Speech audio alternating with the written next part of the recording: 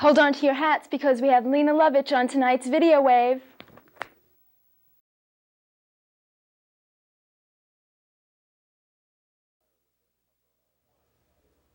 That was After the Fire with their cover of Der Kommissar. Hi, I'm David G., and today we have a special treat on Videowave. I'm going to be speaking to someone who's a pioneer in the crossover of pop and dance music, and also a very, very nice lady who wears yellow nail polish. Lene Lovich, how are you? Fine, fine. How are you? I'm pretty good. Good, good. Okay, you released an album a couple of months back in November, No Man's Land. It had been quite a while since the previous album proper, Flex. Why did it take so long to get something? Well, it wasn't my idea that it should take so long. I had a few differences of opinion with my record company in England. And well, I'm a pretty stubborn person, really, when it comes to creative direction. I don't like being manipulated. So for that reason, we had a bit of a standoff for a long time where it was difficult to talk to each other. And we just sort of had to grab time whenever we could and did separate tracks in different studios. Mm-hmm. So although it took a long period of time to actually get the record out, it could have been out 2 years ago. Well, when you put out New Toy and the tracks that went with that, some of which appear in altered versions on the new album. Yes, round about when New Toy came out, that was really when the whole album should have come out. Lack of confidence with the record company, I guess. They just wanted a different direction? They weren't happy with what was going on, without going too deeply into it? Well, you know, sometimes we see things in a different way. Mm-hmm. And I had a very clear vision and my own personal intuitive feeling as to what I would like to do musically. I'm not always in the middle of the road, really, as far as my musical output happens, but I think they were looking for something more in that direction because Stiff Records in England is very much a top 10 sort of mm-hmm. you know, pop singles company. Well, the new album was substantially jollier than Flex. Were there any particular changes that occurred in that 2-year period that are reflected in the feel of the album? Well, it's more affirmative, not as dark. I just think that Flex was perhaps a more introverted album, really, and No Man's Land is more extrovert. But because I was having a few problems, I had to examine myself, really, and see if what I was doing, if I thought what I was doing was good. Mm-hmm. And so because I had to go through all that, in the end, it made me more confident because I did look at myself and I did decide that I liked what I saw. When you go in and do an album, do you have a lot of things set, or do you have a song, some lyrics maybe, and you just set it up in the studio? I've never yet gone in with anything completed. I don't like that idea, really, because I think one of the good things about being in the studio is that you can experiment and find something new. Mm-hmm. Something much better than you would have thought of in the first place. A lot of the sounds you're using, like for instance the syn drums and things you were using in a certain fashion before a lot of people were doing it, and it's pretty popular now, but you were doing it a couple of years ago. Do you see yourself going in a conscious direction, or do you just take everything as it comes along, as far as continuing with a certain sound? Or we have no master plan, really. The idea is just to follow what we feel is good. You know, it's a lot of people are walking down a similar path. It's not the same path, but I think that this idea that you can make interesting music and make it also danceable mm-hmm. Is something that a lot of people are beginning to be aware of now. You're on the road for the first time in quite a while. How's it feel to be back doing that out on the boards? It was very important for me to leave England. I think I had to get out of it because it was a very small world there. Mm-hmm. I wanted some adventure. And also I thought it was time to see what audience was there for me. And we've never really had a hit record anywhere, so we have to continuously search the world looking for people who are interested in us. Mm-hmm. I think there are plenty of people that are interested in the record sales reflect. Well, we will find out for ourselves. And, well, it's just taken such a long time for the record to come out. Mm-hmm. Now we have a record, we can actually economically make it reasonable to tour. Okay, you recently did a show in London, Mata Hari, which you masterminded, which I want to talk about in the next segment, but we're going to be going to a video now from the album, and this video is called You, Only You.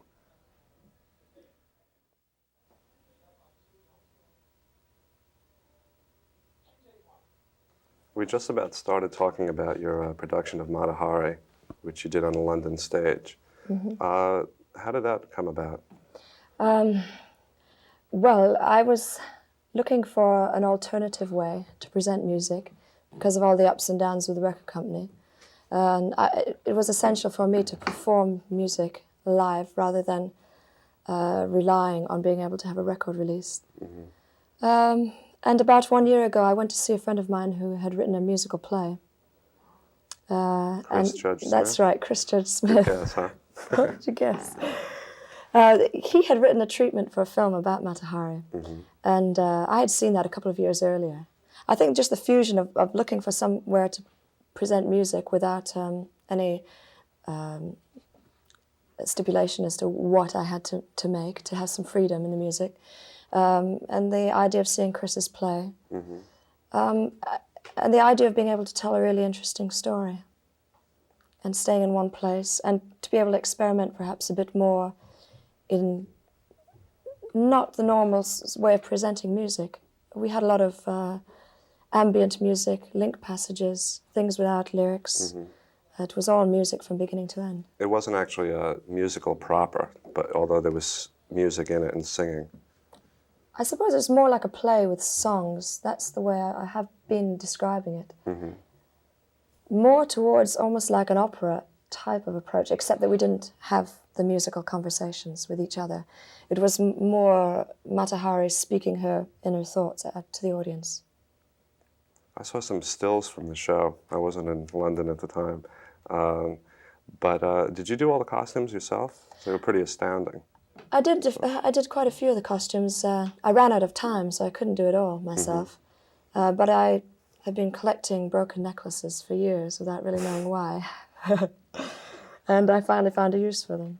Do you have any plans to perhaps bring it to New York or release a soundtrack or do anything along those lines? I'd like to do all of these things, but I need time to step away from it, to re-examine the show, to perhaps think of a different approach, because we could have continued the run in another theatre in London, but I decided not to. I think if I did it again, I would make another version, because I think there's many ways to tell this story.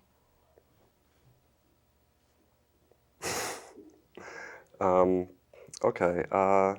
One of the people we were talking before about, your friend Thomas Dolby, who was on the road with you last time you were here, even though you weren't actually on the road, but you were playing. Yes, last time we were here about 18 months ago, we just did a short series of gigs around the New York area, Boston and Philadelphia. And I got Tom to come and play with us on that short tour. His record company at the time wasn't very keen on the idea. They wanted him to go to some EMI convention. But I tried to persuade him that America was definitely the place that he ought to go to. Well, he was just starting to get out his singles then, right? Yes, he had recorded an album which wasn't really receiving very much attention. So I thought that it would be a good idea if he came on the road with us, get people a chance to see him in the flesh. And since then, you know, he's done very well. I'm very pleased.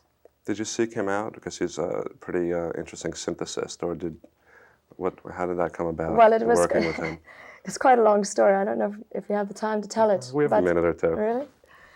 I was looking for a keyboard player, but I had sort of forgotten about Tom. About 3 years ago, I did a tour with Bruce Woolley and the Camera Club, and he was the keyboard player in that band. I had forgotten about him, though. But at that time I was looking for a keyboard player. He wrote me a letter saying that he had had a dream about me. And want to elaborate on the dream?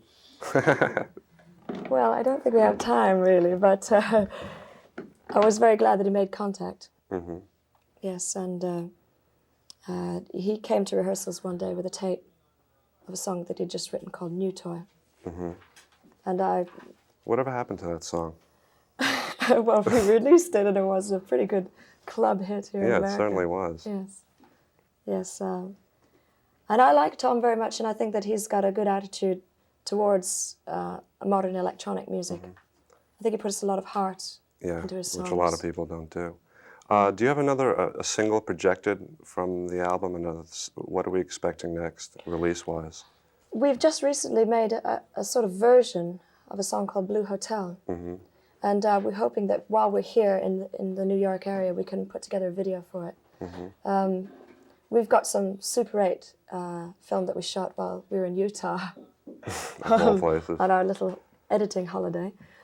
And so we're going to try to make use of that, plus some American film that we're going to shoot while we're here. Maybe even shoot it while we're I really like Maria. I think that's my vote for the next one. Great, great. What do you think of that? Okay, I think that's about all the time we have right now. I'd like to thank you for coming down. And I hope next time you're in town you could do Videowave again.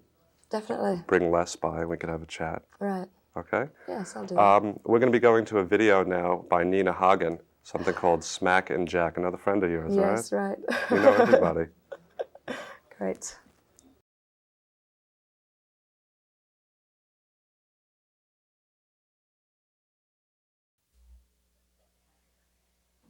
This is Electron Man. Videowave can be seen at 9:30 and 2:30 on Channel D. Is this the first time that you've recorded an album for release at home? It's the first time we've done so much work at home, and I'm so excited about it because it did give us the time that we needed to make experiments, and it was a lot of fun to work in a relaxed atmosphere and know that you didn't have to get out before the next band arrived and things like that. It must have been neat for your kids too to actually watch Mom doing a recording session. Well, if you listen really carefully, you probably can still hear in the mix some little voices. Seriously? You can probably hear telephones and things like that as well. But it kind of mixes together in an interesting way. I like that.